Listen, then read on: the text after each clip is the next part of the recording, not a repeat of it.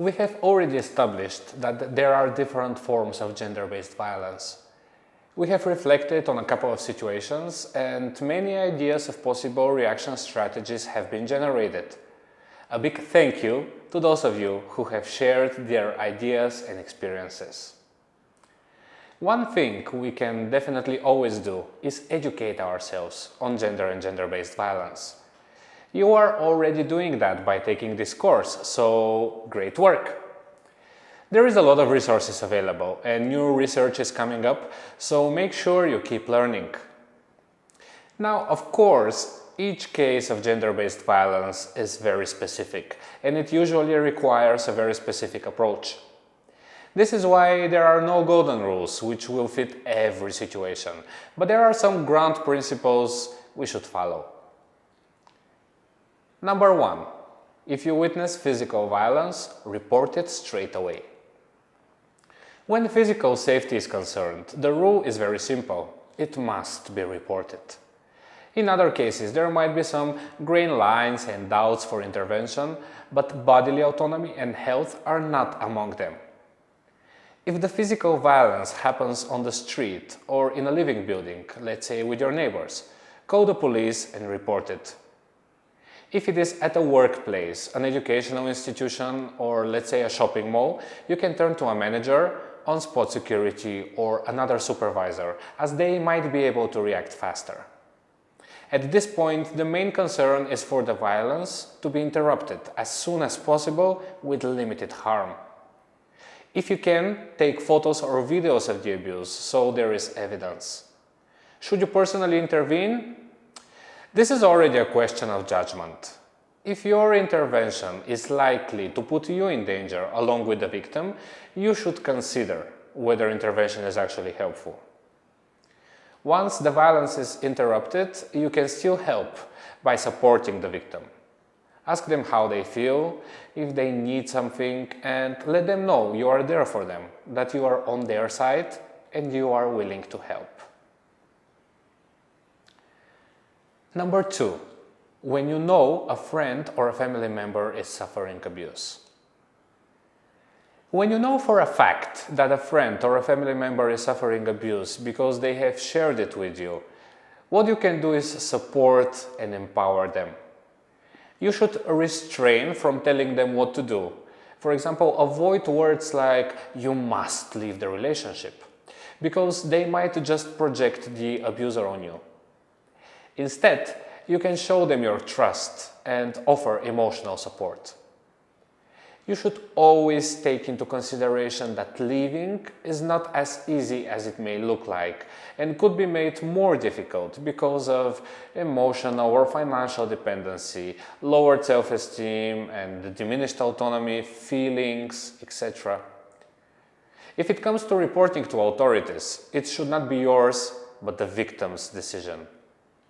If you report on their behalf and without their consent, for example, because they are not ready for this step, they might deny any allegations to the authorities and are later likely to suffer even more by their abuser. Your best move would be to support them in realizing the abuse and realizing that it is not normal, although it is very common, that there are ways and resources to get help. If, depending on the situation, professional help seems needed, share with them a hotline for victims of domestic abuse and ask them to memorize it or put it in their phone under a certain name. Offer to be with them if they decide to seek help. Be aware that online communication with this person might be actually tracked by their abuser, depending on the depth of the abuse and the control that they have over the victim in this specific case. Number 3. When you suspect that a friend or a family member is suffering abuse. When you only suspect that a friend or a family member suffers abuse, but you don't know it for a fact because they have not shared this with you, the best you can do is provide support and make them aware that they can share anything with you. You might engage other close people in this, but make sure that the person in question does not feel ambushed. Check in on them, ask them about how they feel, Talk with them about healthy and unhealthy relationships. You cannot do much more until they realize the abuse and share with you, so you can start offering support and talk about way out options. In case you suspect physical violence and there are signs for that, you might take a more straightforward approach and start talking about hotline number and available resources for support. Number 4. When a child or a student we work with shares about abuse. If we work on the topic of gender-based violence with children and young people, chances are somebody in the group might actually suffer such type of violence at home or in a relationship or in the school environment. We should consider that when planning our educational activities, always taking into consideration that a victim of violence might be present in the group. We should also consider possibilities for re-traumatization or re-victimization of this person. When we notice that someone is really affected by the topic, we would usually talk about it with them in private and ask them if there is something they would like to share or if there are other types of support that they need.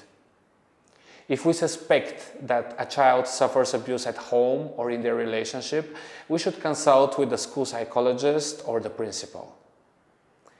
Be aware that in some countries and in specific schools, there might be intervention protocols in place which you might need to follow strictly.